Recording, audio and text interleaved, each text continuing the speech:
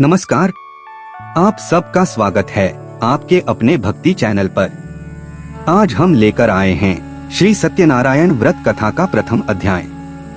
एक समय की बात है, नैशिरण्य तीर्थ में शौनिकादि 88,000 ऋषियों ने श्री सूत जी से पूछा, हे प्रभु, इस कलयुग में वेद विद्या रहित मनुष्यों को प्रभु भक्ति किस प्रकार मिल सकती है तथा उनका उद्धार कैसे होगा?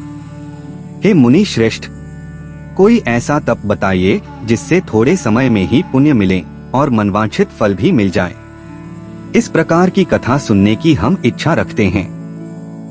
सर्व शास्त्रों के ज्ञाता सूत जी बोले, हे वैष्णवों में पूज्य, आप सभी ने प्राणियों के हित की बात पूछी है, इसलिए मैं एक ऐसे श्रेष्ठ व्रत को आप लोगों को बताऊंगा जिसे नारद जी ने लक्ष्मी नारायण जी से पूछा था और लक्ष्मीपति ने मुनिश्रेष्ठ नारद जी से कहा था।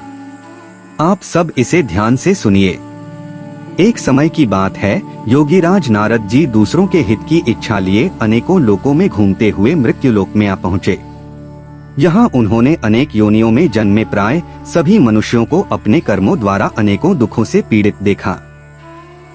उनका दुख देख नारद जी सोचने लगे कि कैसा यत्न किया जाए जिसके करने से निश्चित रूप से मानव के दुखों का अंत हो जाए। इसी विचार पर मनन करते हुए वह विष्णुलोक में गए। वहाँ वह देवों के ईश भगवान नारायण की स्तुति करने लगे, जिनके हाथों में शंख, चक्र, गदा और पद्म थे, गले में वरमाला पहने हुए थे।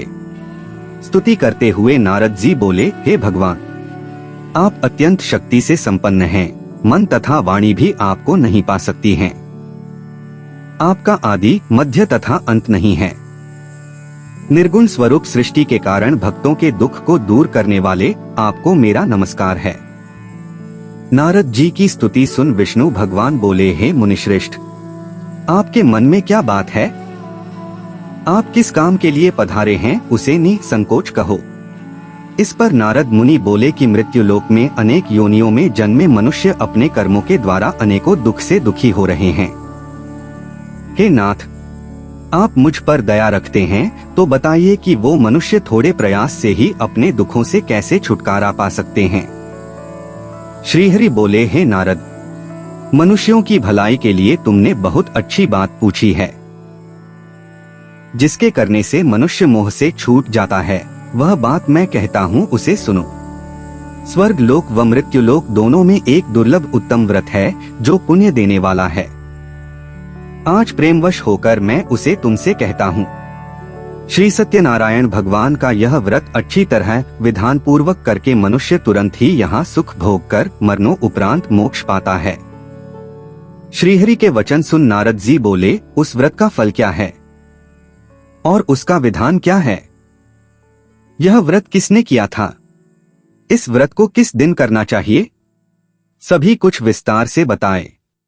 नारद जी की बात सुनकर श्रीहरि बोले, दुख व शोक को दूर करने वाला यह व्रत सभी स्थानों पर विजय दिलाने वाला है।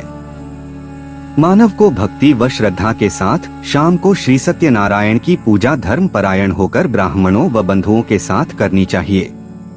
भक्ति भाव से ही नैवेद्य, केले का फल, घी, दूध और गेहूं का आटा सवाया लें। गेहूं के स्थान पर साठी का आटा, शक्कर तथा गुड़ लेकर वह सभी भक्षण योग्य पदार्थों को मिलाकर भगवान का भोग लगाएं। ब्राह्मणों सहित बंधु बंधुओं को भी भोजन कराएं, उसके बाद स्वयं भोजन करें।